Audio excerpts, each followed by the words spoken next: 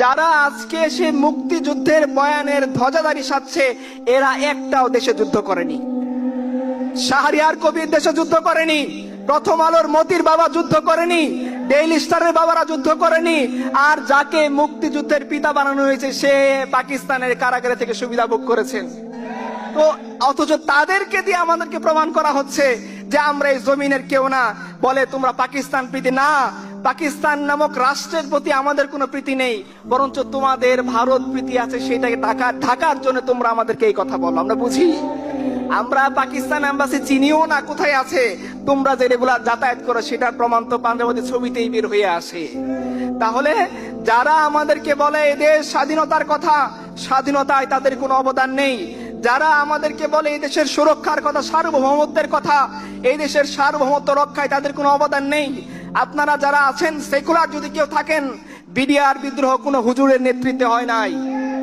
তাহলে বিডিআর বিদ্রোহের মাধ্যমে এই দেশকে পঙ্গু করে দিল কারা?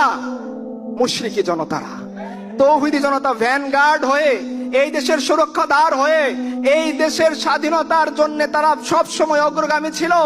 আপনারা দেখেছেন আমাদের এই বিডিআর জওয়ানরা যখন আমাদের আগ্রাসী শক্তির বিরুদ্ধে দাঁড়িয়েছিল, তখন এই তৌহিদি জনতা কাস্তে হাতে তাদের পিছনে ভ্যানগার্ড হয়ে দাঁড়িয়েছিল। আমরা কোনো মুশরিকি জনতাকে পাই নাই সেই দিন। আমরা যখন দেখেছি যে তারা আমাদের দেশের ভিতরে ঢুকে পড়েছে, আমরা দেখেছি আমাদের লুঙ্গি পরা, গেঞ্জি গায়ে দেওয়া, ক্ষুধায় জর্জরিত কৃষক নারায়ে তাকবীর দিতে দিতে সেই আধিপত্যবাদের মোকাবেলা করতেছিল।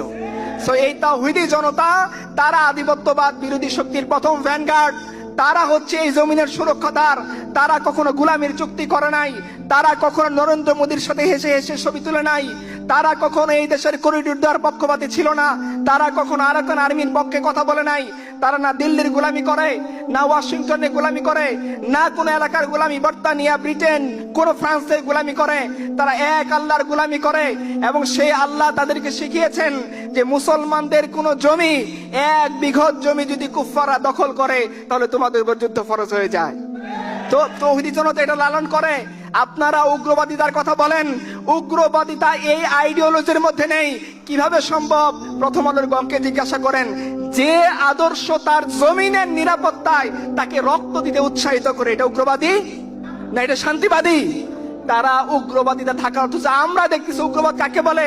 তাদেরই নেতারা ধরা পড়ে অমুক এম্বাসিতে, তমুক এম্বাসিতে, অমুক জায়গায় তমুক জায়গায় গিয়ে দেশটাকে বিক্রি করে দেওয়ার চক্রান্ত করে।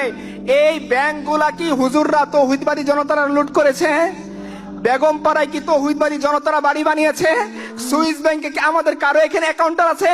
তাহলে দেশকে বিক্রি করে দিল যারা, তাদের বিরুদ্ধে প্রথম আলো কথা বলে না। প্রথম আলো সদ্য দিন পালন করা উঠতি তৌহিদি জনতা, যে তার রবকে চিনতে পেরেছে, যে তার মাবুদকে চিনতে পেরেছে, যে তার রসুলকে চিনতে পেরেছে, তার হৃদয়ের তরপানুর কারণে, হৃদয়ের দরদের কারণে রসুলের ইজ্জতের হেফাজতের জন্য নেমে যাচ্ছে। প্রথম আলো নিউজ করতেছে তৌহিদবাদী জনতার তাণ্ডব। আপনারা দেখেছেন না?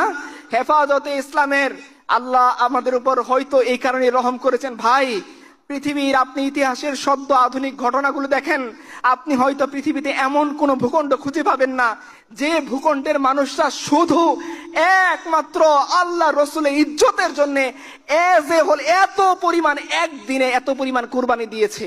আল্লাহ এই জমিনকে কবুল করেছেন, আলহামদুলিল্লাহ। হয়তো আল্লাহ তাআলা সেই 5ই মের বদলতে 5ই আগস্ট আমাদেরকে দিয়েছেন।